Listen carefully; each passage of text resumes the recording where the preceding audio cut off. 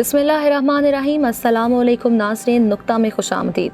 سلطان سلیم سوئم سلطنت عثمانیہ کا وہ سلطان جس نے سلطنت میں نئی فوجی اصلاحات کیں۔ وہ کون سی ایسی اصلاحات تھیں جنہوں نے قدیم فوج جنیسریز کو سلطان کا مخالف بنا دیا؟ جنیسریز کی مخالفت کے باعث سلطان کو کن مشکلات کا سامنا کرنا پڑا؟ سلطان نے سلطنت عثمانیہ کے لیے کون سے ایسے کام کیے جو تاریخ میں نمایاں مقام حاصل کرنے میں کامیاب ہوئے؟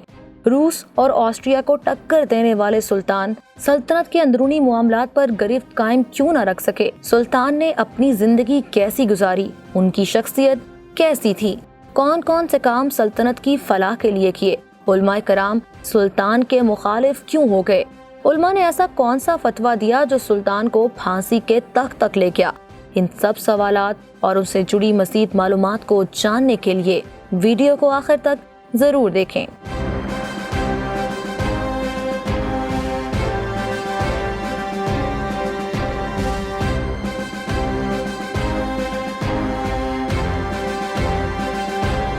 ناظرین، سلطنت عثمانیہ کے 28ویں سلطان سلیم سوئم 24 دسمبر 1761 کو سلطنت کے دارالحکومت قسطنطنیہ میں پیدا ہوئے۔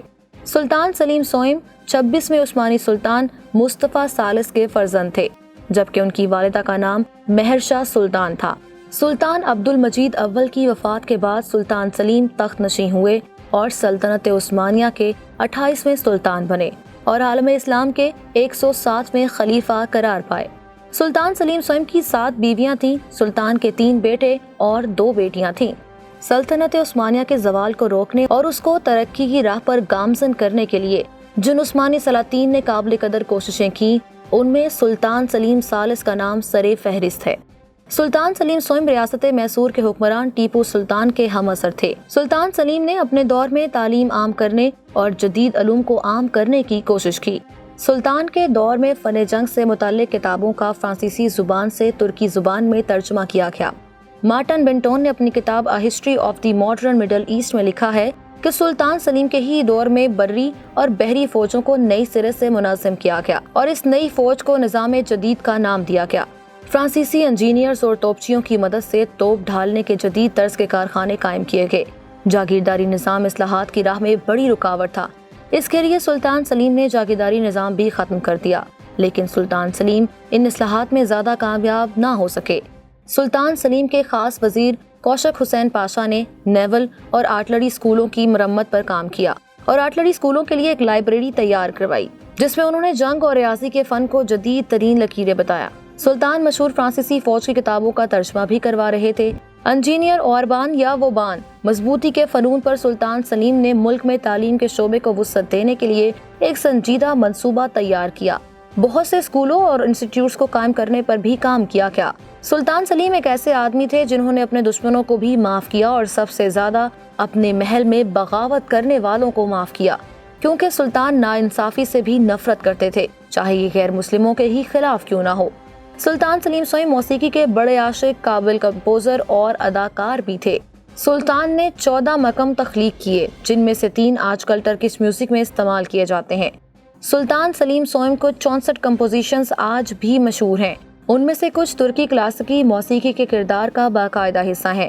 موسیقی تیار کرنے کے علاوہ سلطان سلیم ثالث نے ریڈ بانسری اور ٹمبر پر بھی پرفارم کیا۔ سلطان سلیم کی موسیقی میں دلچسپی تب سے شروع ہوئی جب یہ صرف شہزادے تھے اور انہوں نے کریمل احمد، کامل افندی اور تنبوری ازک افندی سے تعلیم حاصل کی۔ سلطان سلیم سوئم کے ہم عصر ہندوستان میں ٹیپو سلطان سلطنت میسور کا ایک آزاد خیال حکمران تھا۔ مغل شہنشاہ شاہ عالم دوم کے ساتھ ان کی اعلیٰ وفاداری تھی۔ ٹیپو سلطان نے تیسری اینگلو میسور جنگ کے دوران سلطنت عثمانیہ کے سلطان سے مدد کی فوری طور پر درخواست کی تھی۔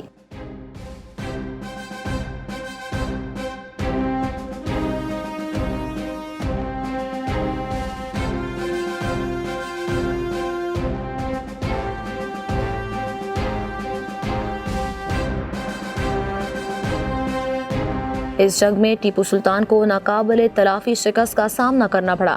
اس کے بعد ٹیپو سلطان نے فرانس کے ساتھ اپنے تعلقات کو مستحکم کرنا شروع کر دیا۔ ٹیپو سلطان سے ملنے کی کوشش میں نپولین نے سن 1798 میں سلطنت عثمانیہ کے زیر اثر مصر پر حملہ کر دیا، جس سے قسطنطنیہ میں فساد شروع ہو گئے۔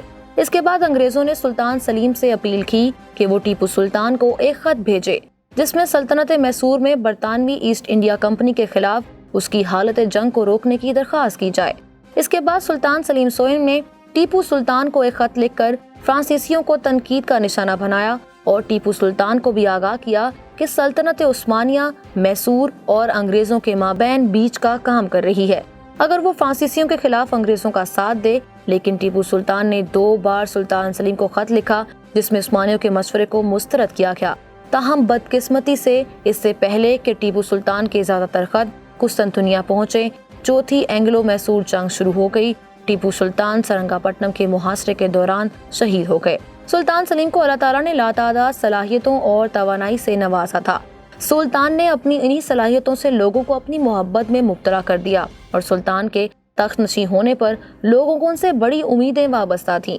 سلطان نے غیر ملکیوں کے ساتھ بہت کچھ منسلک کیا تھا اور سلطان کو اپنی ریاست میں اصلاح کی خاطر پوری طرح قائل کیا گیا تھا۔ آسٹریا اور روس نے سلطان کو دفاع کے سوا کسی اور طرف توجہ دینے کا وقت ہی نہ دیا۔ مصر سے شام تک عثمانی صوبوں نے فرانسیسی پالیسیاں نافذ کرنا شروع کی اور نیپولین کے حملے کے بعد استنبول سے مختلف طرز کا رویہ اپنانا شروع کر دیا۔ سلطان سلیم سوئم نے تخت پر آتے ہی صرف اتنا پتہ کیا کہ سلطنت عثمانیہ کے دائرے سے باہر کے تنازعات کی وجہ سے کافی حد تک سلطنت عثمانیہ کو نقصان پہنچا۔ پہلی بڑی روس ترک جنگ 1768 سے 1774 میں روس کی حکمرانی عظیم کیتھرین دوم نے پولینڈ کے اندرونی معاملات میں مداخلت سے پرہیز کرنے کے مطالبے کے بعد جنگ بند کی۔ روسیوں نے ترکوں کے خلاف متاثر کن فتوحات حاصل کی۔ روسیوں نے آزوو، کریمیا اور بسرابیا پر قبضہ کیا اور فیلڈ مارشل پیوٹر رومانتسیف کے ماتحت انہوں نے مولڈیا میں ترکوں کو مات دی اور بلغاریہ میں بھی ترکوں کو شکست دی۔ ترک امن کے حصول کے لیے مجبور تھے جو کہ کوکنارکا کے معاہدے پر طے پایا تھا۔ اس معاہدے نے کریمین سلطان کو ترک سلطان سے آزاد کروایا اور روسی کی سرحدوں کو ترقی دی۔ روس اب اپنے علاقے بڑھانے کے لیے ایک زیادہ مضبوط پوزیشن میں تھا۔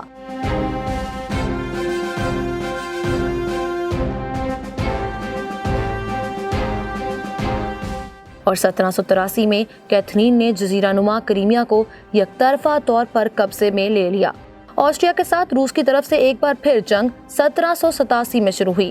جنرل الیگزینڈر سوروف کی سربراہی میں روسیوں نے بہت سی فتوحات حاصل کی جن کی وجہ سے انہوں نے دریائے نینیڈسٹر اور ڈینوب کا کنٹرول حاصل کر لیا، اور مزید روسی کامیابیوں نے ترکوں کو 9 جنوری 1792 کو جیسری کے معاہدے پر دستخط کرنے پر مجبور کر دیا۔ اس معاہدے کے ذریعے ترکی نے روس کی سمندری ساحل سے مغربی یوکرائنی سیاہ فارموں کو دستبردار کر دیا۔ 1806 میں جب ترکی نے مولڈیا اور ولاچیا میں روسی حکومتوں کو معزول کیا تو پھر جنگ شروع ہو گئی۔ اس جنگ میں سلطان نے جینیسریز کو دوبارہ بحال کیا اور انہیں سرحدی علاقوں اور دارالحکومت میں تعینات کر دیا۔ 8 سال پہلے جینیسریز کی فوج کو ان صوبوں سے نکال دیا گیا۔ جینیسریز کی واپسی کے ساتھ ہی ان علاقوں میں خطرناک بغاوتیں شروع ہو گئیں۔ جینیسریز فوج نے سلطان سلیم کے باشعور گورنر کا قتل کر دیا، جس سے اس صوبے میں گزشتہ 100 سالوں میں بہترین حکمرانی کا خاتمہ ہوا، جس کو بعد میں نہ ہی اسلحہ اور نہ ہی سفارتکاری عثمانی تسلط بحال کر سکا۔ سلطان سلیم سوئم کی ایک نئی فوج بنانے کی خواہش تھی اور یہ سب سے بڑا فوجی منصوبہ تھا۔ یہ منصوبہ ایک مکمل طور پر نئی انفینٹری کور کی تشکیل تھا جو جدید ترین یورپی معیار کے مطابق مکمل طور پر تربیت یافتہ اور ہتھیاروں سے لیس فوج تھی۔ اس فوجی یونٹ کو، جس کا نام نظامیہ جدید یعنی کہ نیا حکم کہا جاتا ہے، اس کی تشکیل 1797 میں ہوئی۔ اس فوج میں بھرتی کے لیے ایک انداز اپنایا گیا جو سامراجی قوتوں کے لیے غیر معمولی تھا۔ یہ فوج اناطولیہ سے تعلق رکھنے والے ترک کسانوں پر مشتمل تھی۔ یورپینیوں کے زیر انتظام اور تربیت یافتہ نظام جدید کو جدید ہتھیاروں اور فرانسیسی طرز کی وردیوں سے آراستہ کیا گیا۔ 1806 تک نئی فوج کی تعداد 23,000 سپاہیوں کے قریب تھی، جن میں جدید آرٹلری فوج بھی شامل تھی۔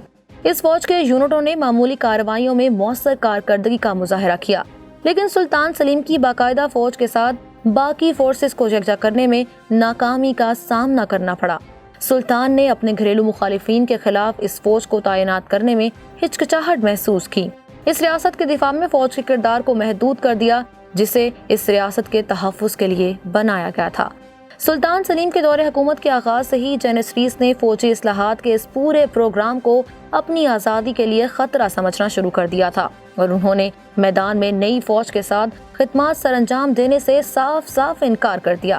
طاقتور ڈربیس نے جس طرح سے سلطان کو اپنی نئی افواج کی مالی معاونت کی، اس سے سلطان گھبراہٹ میں پڑ گئے۔ مزید سلطان کو علماء کرام اور دیگر حکمران طبقے کے ممبروں کی طرف سے بھی مخالفت کا سامنا کرنا پڑا، جنہوں نے یورپی ماڈلز پر اعتراض کیا جس پر سلطان سلیم نے اپنی فوجی اصلاحات کی بنیاد رکھی تھی۔ شیخ الاسلام اسد افندی جدید اصلاحات کے حامی تھے، لیکن 1807 میں ان کا انتقال ہو گیا۔ نئے شیخ الاسلام عطا اللہ افندی جینیسریس کے زیر اثر تھے۔ جاہل صوفیوں اور تنگ نظر علماء نے جو دین کے علم اور اس کی روح سے بالکل بھی ناواقف تھے، مذہب کے نام پر اصلاحات کی مخالفت کی۔ یورپی طرز پر فوجوں کی تنظیم کو بے دینی کہا گیا۔ جدید فوجی وردیوں کو یہودی و نصارہ سے مشابہت قرار دیا گیا۔ ہتھیاروں تک کے استعمال کی اس لیے مخالفت کی گئی کہ کافروں کے اسلحے استعمال کرنا ان کے نزدیک گناہ ہے۔ سلطان سلیم کے خلاف یہ کہہ کر نفرت پھیلائی گئی کہ وہ کفار کے طریقے رائج کر کے اسلام کو خراب کر رہے ہیں۔ عطا اللہ افندی نے فتویٰ دیا کہ ایسا بادشاہ جو قرآن کے خلاف عمل کرتا ہو بادشاہی کے لائق نہیں۔ آخرکار 1807 میں سلطان سلیم سوئم کو معزول کر کے قتل کر دیا گیا۔ یہ پہلا موقع تھا کہ مذہبی پیشواؤں نے اپنی جہالت اور تاریخ خیالی سے اسلام کے معنی ترقی ہونے کا غلط تخیل پیدا کیا۔ سلطان سلیم کو قتل کرنے کے بعد اس کے جسد خاکی کو اس کے والد کی قبر کے پہلو میں لالیلی مسجد کے احاطے میں دفن کر دیا گیا، اور یوں مسلمانوں میں پہلی مرتبہ جدیدیت نافذ کرنے اور یہود و نصارہ کے لیے خطرہ بننے والا عثمانی سلطان اپنوں کی بغاوت کے نظر ہو گیا۔ اس کے بعد سلطنت عثمانیہ کو کون سا سلطان ملا اور اس نے کیا کارنامے سر انجام دیے؟ کیا جینیسریس نے ملک پر کنٹرول سنبھال لیا یا پھر کسی عثمانی سلطان نے ان کو نکیل ڈالی؟ یہ جاننے کے لیے انتظار کریں ہماری اگلی ویڈیو کا۔ اگر ہماری یہ ویڈیو آپ کو پسند آئی ہے تو اسے لائک کریں، کامنٹ کریں اور شیئر بھی کریں، اور چینل کو سبسکرائب کرنا نہ بھولیں تاکہ آپ کو مزید ایسی معلوماتی ویڈیوز ملتی رہیں۔